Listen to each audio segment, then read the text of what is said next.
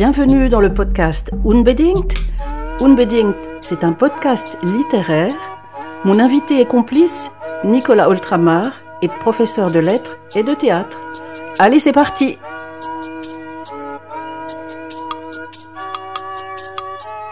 Chers auditeurs, chères auditrices, bonjour. Dans ce podcast littéraire, nous allons aborder le roman d'une autrice rwandaise vivant en France. Ce roman s'intitule Notre-Dame du Nil. Il a été écrit par Scholastique Mukasonga et a reçu le prix Renaudot en 2012. Alors moi j'ai envie de dire, Nicolas, que le titre Notre-Dame du Nil, c'est tout un programme parce que la première chose que l'on associe au fleuve africain, le Nil, ce n'est pas forcément la figure religieuse de Notre-Dame. Nous, lecteurs, lectrices, nous sommes vraiment préparés à ce que j'allais dire une erreur de programmation. Scholastique Mukasonga s'est spécialisée, pourrait-on dire, malgré elle, dans une littérature du témoignage, de la commémoration, de la mémoire d'un peuple qui a subi des massacres à répétition et, en 1994, un génocide. Le génocide des Tutsis du Rwanda, dont elle faisait partie, même si elle, en 1994, était déjà en France, mais elle a connu des persécutions dans sa jeunesse, des brimades. Elle a aussi connu l'exil et la déportation à Nyamata, une région particulièrement inhospitalière où on avait relégué les Tutsis. Elle a ensuite réussi à être prise dans une école, l'école de Notre-Dame de Citro à Kigali, grâce au quota de Tutsis qui avait été imposé et grâce auquel elle a eu accès à une éducation qui lui a permis de faire des études pour devenir assistante sociale. Quelques années plus tard, il y a eu de nouveaux massacres qui l'ont forcée à s'enfuir au Burundi, où elle a continué à travailler, et notamment elle a travaillé pour l'UNICEF, je crois, où elle a rencontré, en tout cas c'est au Burundi qu'elle a rencontré son mari, et elle est venue s'installer en France. Elle raconte qu'elle devient écrivain par la force des événements, quand justement en 1994, elle découvre, stupéfaite, le génocide dont les Tutsis sont victimes. Elle prend conscience que tous les gens qu'elle a connus, notamment ceux de Nyamata, ont péri. Et eh bien, elle se sent l'obligation, le devoir de porter la mémoire de tous ceux qui sont disparus, de tous ceux qu'on traitait alors de cafards, des Inyenzi dans sa langue, ce qui donnera juste le titre de son tout premier ouvrage. Oui, parce que Notre-Dame du Nil, en effet, c'est son 4e roman. Alors Scholastique Mukasonga a construit une œuvre qui est essentiellement autobiographique. Cependant, avec Notre-Dame du Nil, elle évolue. Elle évolue vers un genre qui est le genre du roman, ce qui signifie qu'elle introduit une part de fiction dans sa pratique littéraire, qui d'habitude est donc plutôt du côté du témoignage. On va dire que le témoignage, c'est sa marque de fabrique. Et bien là, en introduisant de la fiction, elle cherche à donner à son ouvrage une autre dimension. Et je dirais que oui, cette dimension, c'est la dimension d'une fable, toute proportion gardée. Oui, alors effectivement, ce roman a vraiment quelque chose de la fable. On est, juste pour définir le cadre, dans un collège de jeunes filles. C'est un collège un petit peu utopique au début, puisqu'il n'existe pas.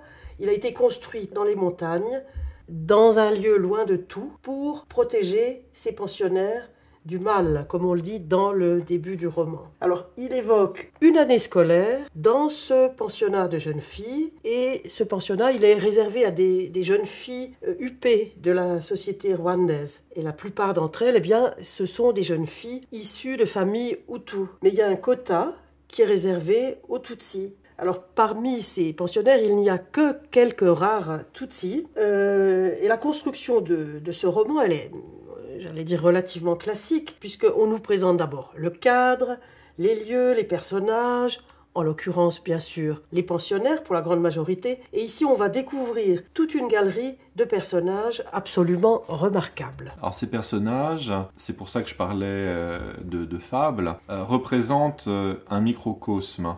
C'est le microcosme de l'établissement Notre-Dame du Nil, qui, comme tout bon microcosme, est un reflet du macrocosme de la société rwandaise. Donc toutes les instances de la société rwandaise s'y retrouvent. On a l'instance politique avec le personnage de Gloriosa, qui est la fille d'un politicien, un ministre au pouvoir, qui est le chantre de ce qu'on appelle alors la révolution sociale, terme positif mais qui désigne surtout l'accession au pouvoir des Hutus et bien du coup le début des brimades contre les Tutsis, puisque les Hutus se disent heureux d'être libérés de la servitude que les Tutsis leur auraient imposée par le passé. Donc il est le chantre d'un discours particulièrement haineux, et Gloriosa est sa fille aimée qui, évidemment, sans aucune retenue ni censure, ni aucun esprit critique, répète et amplifie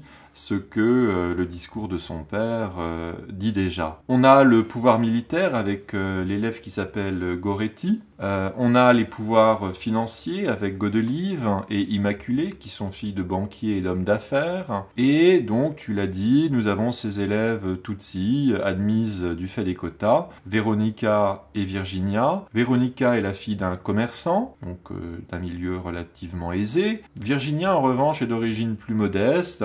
Elle vient visiblement de la campagne, une campagne en altitude. Elle a un mode de vie plus simple, plus frugal. Il y a aussi des personnages masculins, et parmi eux, il y a évidemment les professeurs. Une grande partie des professeurs sont des Belges.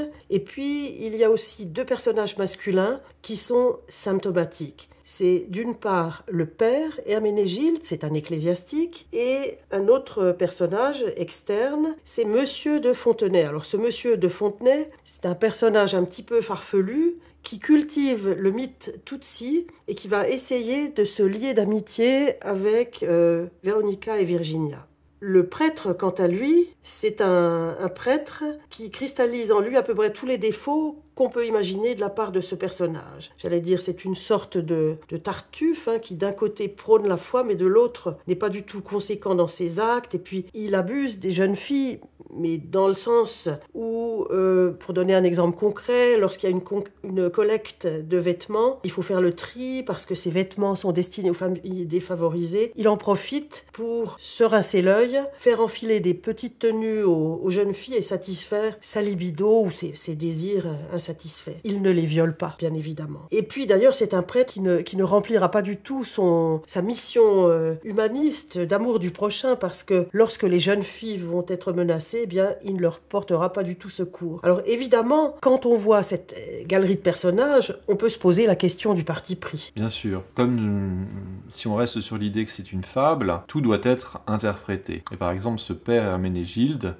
il représente très clairement la collusion que dénonce Scholastique Mukasanga de l'Église avec le pouvoir. Cette complicité qui fait que l'Église a soutenu la politique de discrimination du pouvoir Hutu. Dans le roman, c'est Herménégilde qui est le premier à soutenir les discriminations réclamées par Gloriosa. Il se vante d'ailleurs lui-même d'avoir participé à la révolution sociale, ce mouvement donc qui a réclamé le pouvoir pour les Hutus et la discrimination des Tutsis. Il représente donc l'attitude de toute une église qui, loin de ses devoirs de charité et de protection envers le prochain, a au contraire abandonné les jeunes filles Tutsis à leur triste sort. Donc ce n'est pas un hasard si Scholastique Mukasanga installe son histoire dans un tel cadre. C'est évidemment par un effet d'ironie terrible de voir que au sein de cette école qui se veut le sommet non seulement de la civilisation mais des valeurs chrétiennes, eh bien finalement on les livrera au déferlement de la violence. Donc une discrimination qu'on retrouve jusque dans les homélies de Herménégilde, qui parfois vire au discours politique, aux grandes dames de la mère supérieure, qui doit leur appeler à l'ordre de temps en temps. Et c'est ça donc qui est intéressant, c'est que on a ici l'attitude de l'Église, mais finalement à travers cela, c'est aussi toute l'attitude de la Belgique, incarnée, tu disais, par les professeurs belges, qui effectivement n'interviennent jamais, même quand les choses dérapent. Ils ont au contraire tendance à se réfugier dans leurs tâches administratives et finalement à fermer les yeux. On va voir également la reine Fabiola qui viendra très rapidement en coup de vent se féliciter qu'on donne une éducation aux jeunes filles au Rwanda, celles qui doivent représenter l'élite de la nation, celles qui doivent œuvrer à un futur, à une modernité bien. Bon, tout cela, la reine passe en coup de vent, tout cela paraît donc complètement factice. Bref, toutes les forces, on va dire, de la situation politique de l'époque, hein, je crois qu'on est dans les années 70, sont incarnées par tel ou tel personnage dans ce microcosme de Notre-Dame-du-Nil, un établissement scolaire peut-être un peu loin de tout, mais qui est une espèce d'utopie qui nous offre un reflet de la société rwandaise. Et il y a cette photo, je pense que c'est au début du roman, il y a cette photo que regardent les jeunes filles et qui est absolument frappante parce qu'il y a des personnages qui sont biffés dessus. Tout à fait, hein, c'est ce qui donne d'ailleurs son aspect tragique à ce roman, c'est que dès le début, quelque part, on sait que des personnages vont disparaître, que ils ou elles vont être biffés, non pas d'un coup de crayon, mais d'un coup de machette ou d'autre chose. Voilà, il y a effectivement donc ces photos qui sont très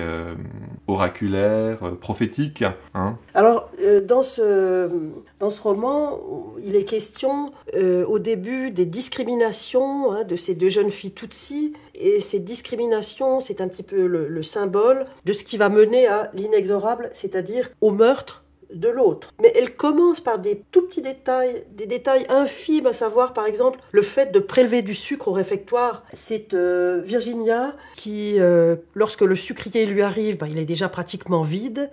Et puis elle réussit quand même à prélever un peu de sucre et à le cacher dans la poche de sa blouse. Et elle est vue, là ça va l'amener à devoir faire les devoirs et les rédactions d'une autre pensionnaire Hutu. Donc on va lui faire du chantage et ce qui est amer, c'est que l'autre élève va avoir d'excellentes notes aux frais de Virginia. Oui, donc tout le roman est construit sur une utopie qui n'en est pas une. Notre-Dame-du-Nil, quand on le voit de loin, c'est un établissement splendide qui est supposé offrir la meilleure éducation du pays aux jeunes filles. Des jeunes filles qui sont appelées à constituer son élite. On va leur apprendre, dit-on, la vie civilisée, même si évidemment le ton amusé et ironique de l'autrice ne doit pas nous échapper. Par exemple, elles ne vont pas pouvoir manger les plats rwandais qui leur plaisent, mais on va leur faire manger du porridge ou boire du thé le matin, alors que Virginia ne rêve que du plat de lait battu par sa mère, l'ikiguvato, je crois, un plat qui lui donne l'eau à la bouche, alors que la nourriture occidentale, finalement, est assez indigeste.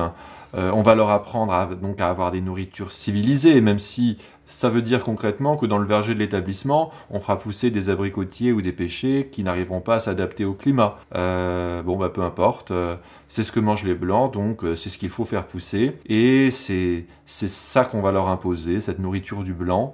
On va leur demander de dormir comme des gens civilisés dans les dortoirs, donc chacune dans son lit, alors que la tradition, c'est plutôt que les jeunes filles, justement, dorment ensemble, proches, collées les unes aux autres. Là, au contraire, on leur impose une séparation, parce que c'est comme ça que dorment les gens civilisés, sauf qu'on a envie de dire que, au contraire, je pense que c'est une façon de casser les liens d'amitié, de tendresse qu'il pourrait y avoir, et ça ne peut que favoriser le massacre qui finira par avoir lieu.